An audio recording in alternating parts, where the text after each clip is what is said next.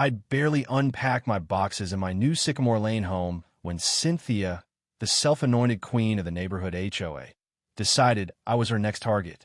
It was a crisp morning, the kind where the air smells like fresh paint and possibility. I was sipping black coffee on my porch, taking in a row of houses I secretly owned 15 in total, snapped up at an auction after the old management company tanked. To anyone passing by, I was just Alex, a 30-something in sweatpants, settling into suburbia. But Cynthia? She didn't see a neighbor. She saw a mark. She strutted across the street, her clipboard clutched like a weapon, her smile so rehearsed it could have been patented. "Excuse me," she called, her wave more a warning than a welcome. "Tenants can't have porch furniture without HOA approval." I froze mid-sip. "Tenants," I said, keeping my tone even. "I own this place." She snorted, like I claimed I was the mayor. "Owners get packets," she said, eyes narrowing. "You didn't submit your welcome checklist." To her, that checklist was holier than a deed. I just nodded, hiding a grin. "I'll look into it," I said, sipping again. She leaned in, whispering like the hedges were eavesdropping. "We've had issues with renters acting like they own the place. Keep the furniture minimal. No lawn clutter. The HOA's strict." She meant she saw was strict. Cynthia was the HOA, or so she thought, her laminated badge and Google Docs her scepter and crown. She marched off, buzzing with her own authority. Over the next few days, her campaign began a drip of petty notes taped to my door. Lawn edging 1.5 inches over limit. Correct? Immediately. A fake fine for VY-sizable trash cans behind a locked fence. A 6:45 a.m. knock on a Sunday to lecture me about my coffee mug's unapproved color. Beige, she insisted. Beige mugs only. It was absurd. Neighbors whispered about her reign of terror finding pumpkins past Halloween, banning indecorous pool floaties, but no one dared defy her. She ruled Tuesday Zoom meetings like a dictator, muting dissenters, preaching community cohesion with floral PowerPoints. I stayed quiet, letting her dig her own grave. Then came the kicker. I waved at a neighbor, and Cynthia bellowed across the cul-de-sac. "That's not your yard, tenant.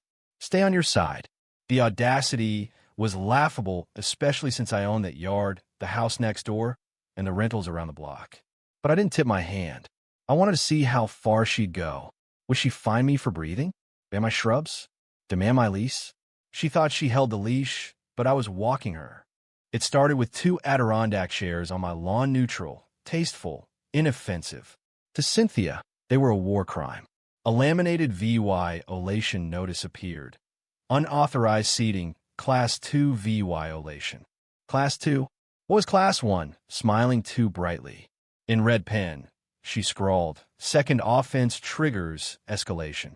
Then, an email titled "Chronic Noncompliance Report," CC'd to the entire HOA, calling me a problematic renter. The next morning, the chairs vanished, replaced by a note in a plastic sleeve. "Chairs impounded for community safety. Retrieved from HOA custody."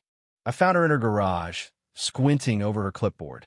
"We don't return seized items to non-owners," she said. "But I'll make an exception if you sign a furniture BHA VY or contract." I bit back laughter. "So, the chairs promised to behave? No lounging, no drinks on armrests." She didn't blink. "This is a community, not a frat house." She handed me an 8-page agreement, initials required, including a clause banning non-HOA approved guest seating. I signed, placed the chairs an inch behind my property line, and added a tiny sign, "Rehabilitated." Cynthia didn't laugh. She planted an orange cone labeled "Temporary Seating Zone Pending Inspection." Neighbors started talking. One whispered she found my wind chimes. Another said she measured a doormat and declared it 2 inches too welcoming. Cynthia was relentless, documenting everything: Facebook posts, backyard barbecues, even my wave at a squirrel. "Regulated motion only," she deadpanned when I asked if squirrels needed permits. I recorded every encounter, SAVY-ing her emails, citations, and sticky notes. She thought she was building a case against a tenant. I was compiling her downfall. The real fireworks came at the annual HOA meeting, renamed Community Cohesion Assembly. Cynthia demanded business casual, no hats, muted Zoom backgrounds. I joined in a hoodie with a VY Tool Beach just to poke her. Mid-debate about garage door colors, she snapped, "We have a tenant on the call. Owners only." I played dumb. I got the resident notice. Her lips pursed. "Tenants don't vote. Exit, or I'll report you to your landlord." I muted myself to laugh, typing, "I'll have the owner contact you." Then came the ownership roll call, a legal must for budget votes. Cynthia read from her sacred spreadsheet. Lot 14, tenant occupied, no response expected. I unmuted. "Actually, I'm voting for lot 14. And lots 13, 15 through 24. Silence. "I own them," I said. "Need the deeds?" "County registrar has them." The Zoom chat exploded. "Wait, what?" Cynthia stammered. "That's a mistake. We haven't updated the logs." "I submitted the forms 2 months ago," I said.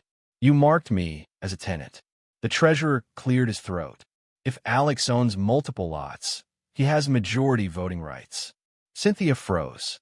"That's not how this works." But it was. I checked the bylaws. I motioned for a no-confidence vote in her leadership. The treasurer seconded. Cynthia was muted, her own rule turned against her. I screen shared my deeds, my company name, every violation she'd pinned on a renter. Her screen went black. She logged off. For 2 days, she vanished. Then her red SUV reappeared, parked defiantly across 2 spaces. She wasn't done, she was digging. I caught her near my mailbox, pretending to clean the HOA bulletin board while eyeing my mail slot. One morning, I found my mailbox ajar, a legal letter to my attorney listing Cynthia's harassment opened and taped shut with glittery tape. A sticky note inside read, "Does he manage these? Landlord fraud." She'd committed a federal offense to prove I was lying. I confronted her, holding the letter and her note in an EVY Denke bag. "You left this in my mail," I said. Her face drained. "That's a felony, Cynthia." "And karma." She hissed. "You're harassing me." But the neighborhood was done. A Facebook post asked, "Did Cynthia open someone's mail?" By sunset, the thread was ablaze. She doubled down with a 12-page complaint, accusing me of VY Sewell Harmony defiance and unpermitted decorative birds, my concrete owl. I posted it online. "Anyone else get a novella from Cynthia?" Neighbors piled on solar lights, too optimistic, off-brand mulch. I flew a drone over her yard, capturing her illegal pergola, neon shed, 5 flamingos, limit 2, and a March Santa Claus. My 6-page counter-complaint, with 10 color photos, silenced her allies. The treasurer called. She fined me for a satellite dish, but hers is worse. She owes due la $300. At the next meeting, Cynthia's flamingos and Santa were mocked live. She logged off, red-faced, as the board issued her due law 1,000 in fines. Then came the bombshell, a leaked zip file, Sycamore files, with 300 emails exposing Cynthia's years-long scam. She'd stacked the board with fake members, a cousin in Nevada, a friend paid in gift cards. She rigged elections, planned my land baron smear, and fined my owl to paper me until I folded. The HOA posted the truth online. Yard signs read, "Vote for actual humans." A TikTok of her emails went viral. Cynthia's Comic Sans denial, its satire, fooled no one. The board was purged, her fake members clueless. Her paper trail became her noose. The HOA sued for due law $18,000 in embezzled fund spa trips, a due law $78 engraved clipboard. Cynthia's own spreadsheets, meant to clear her, showed her padding fines post-suspension. The judge scoffed. Context doesn't change $signs. Her shed, her presidential archive, was seized 17 bins of resident profiles, a mannequin in a Madam President's sash. Neighbors live-streamed it. Karen's throne room, EVY TED. Cynthia screamed, "That's my creative space." But it was HOA property, funded by dues. Her final act was a daytime TV appearance, claiming I weaponized an owl with glasses. The host showed my VY Deo. "Thanks, Cynthia, for unifying us against a common enemy." The crowd roared. Her book, Saw When CIVY Lighty Dies Saw, became a meme.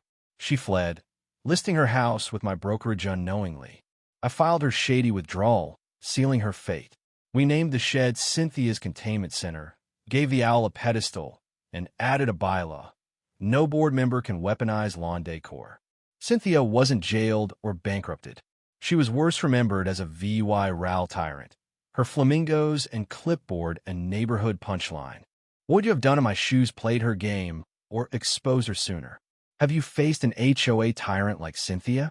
Drop your story below, and let's spill the tea. Like, share, and subscribe for more neighborhood showdowns.